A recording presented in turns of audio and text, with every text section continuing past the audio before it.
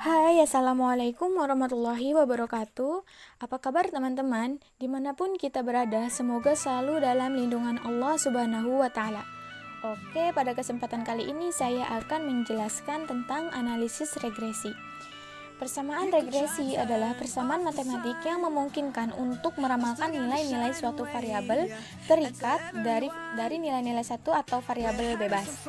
Nah, apa aja sih tujuan kita setelah mempelajari model praktikum ini? Jadi di sini kita akan memiliki kemampuan menggunakan SPSS untuk melakukan analisis regresi data hasil penelitian.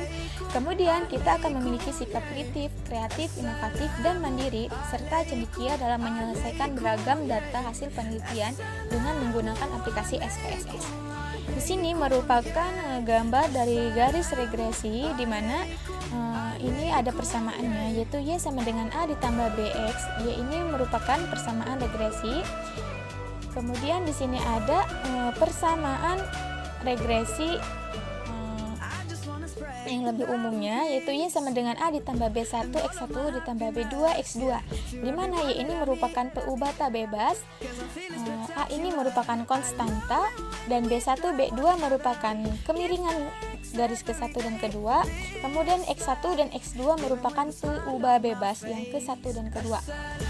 Oke, langsung saja kita ke contoh soalnya. Di sini ada berikut ini data mengenai peringkat kimia, nilai ujian dan frekuensi membolos dari kuliah kimia oleh mahasiswa IKIP Madiun.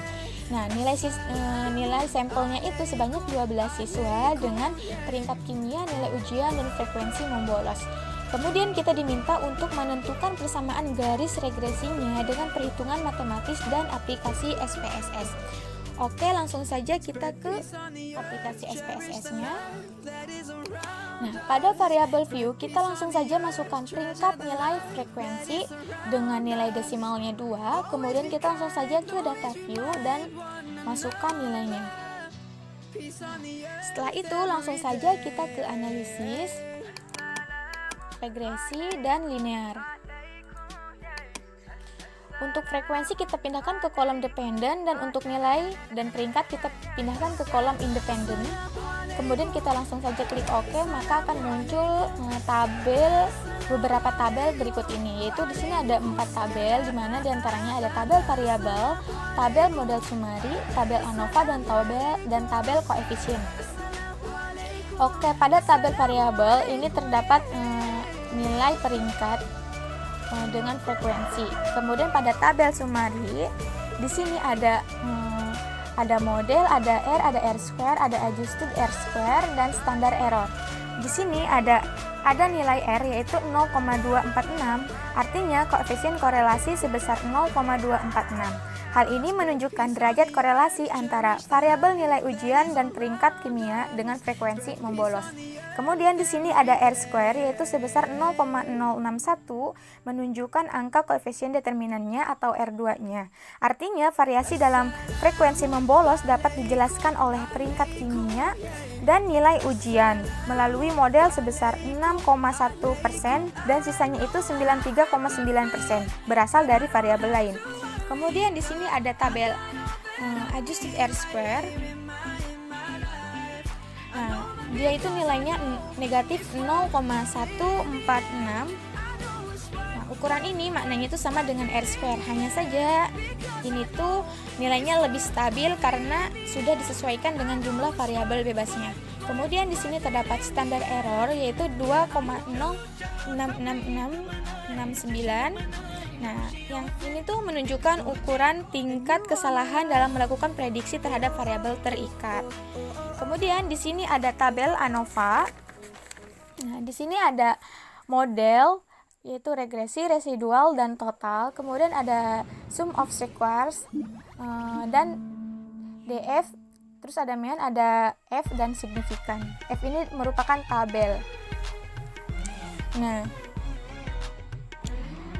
di dalam tabel ANOVA ini digunakan untuk menentukan taraf signifikan atau linearitas dari regresi. Dengan hipotesis penelitian atau uji kelinearannya, HO-nya itu di sini tidak terjadi hubungan antara variabel prediktor dan variabel dependen.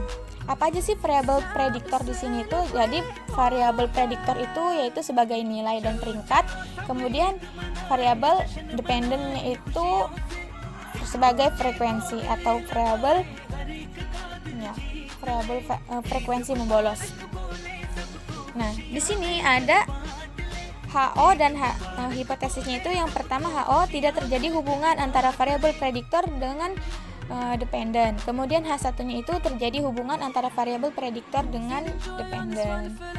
Nah, di sini sudah terdapat ketentuannya. Jika F hitung itu lebih dari F tabel, maka HO-nya ditolak. Berlaku sebaliknya, jika F hitungnya itu kurang dari F tabel, maka HO-nya diterima.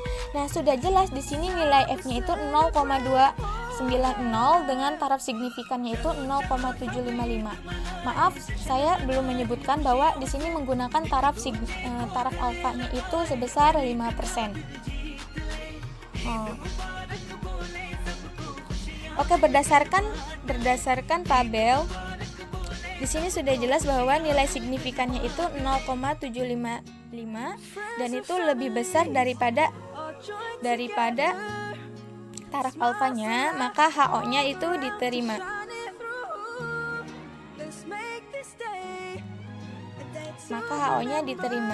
Jadi tidak terjadi hubungan antara variabel prediktor atau peringkat kimia dan nilai ujian dengan dependen, yaitu frekuensi membolosnya. Kemudian di sini untuk tabel koefisien, nah di sini menginformasikan bahwa ada hipotesis juga untuk tabel koefisien, di mana HO-nya itu koefisien frekuensi tidak signifikan dan HI-nya itu koefisien frekuensi yang signifikan. Dengan ketentuan tadi, apabila T hitung itu lebih daripada T tabel, maka HO ditolak dan berlaku sebaliknya. Atau jika signifikannya lebih kecil daripada taraf alfa, maka HO-nya ditolak dan berlaku sebaliknya. Nah, sini sudah jelas bahwa diperoleh pH-nya itu sebesar negatif 0,607 dengan taraf signifikannya itu yaitu 0,559 untuk nilai peringkat itu 0,559. Bahwa sudah jelas di sini HO-nya itu karena signifikannya lebih besar daripada taraf alfa, maka HO-nya itu diterima. Jika HO-nya diterima, berarti koefisien frekuensi tidak signifikan.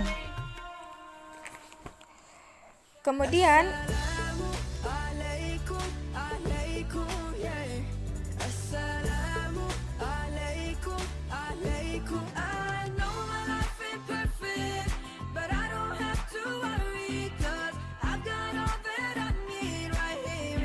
untuk hipotesis penelitian atau uji koefisienan dari uji nilai ujian, di sini terdapat hipotesis H0-nya itu yaitu koefisien nilai ujian tidak signifikan. Untuk nilai ujian ya, H0-nya itu koefisien nilai ujian tidak signifikan dan H1-nya itu koefisien nilai ujian yang tidak signifikan dengan ketentuan sama seperti tadi.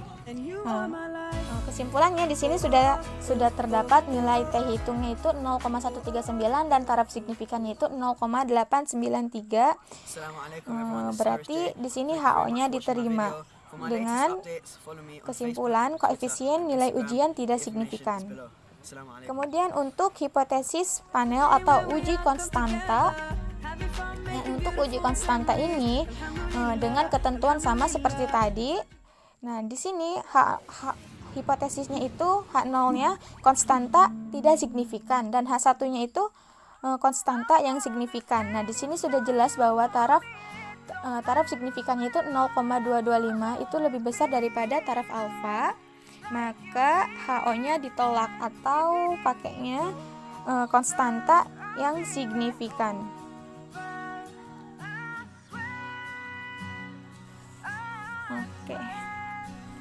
Oke, langsung saja kita ke persamaannya. Nah, dalam model persamaan regresi ini diperoleh dari koefisien konstanta dan koefisien variabel yang ada di kolom instat koefisien B. Yang ada di kolom ini koefisien B-nya. Nah, berdasarkan tabel ini diperoleh model persamaan regresinya, yaitu frekuensi atau sebagai Y sebesar nilai 8,443 ditambah negatif 0,069 peringkat kimia atau X1 ditambah 0,016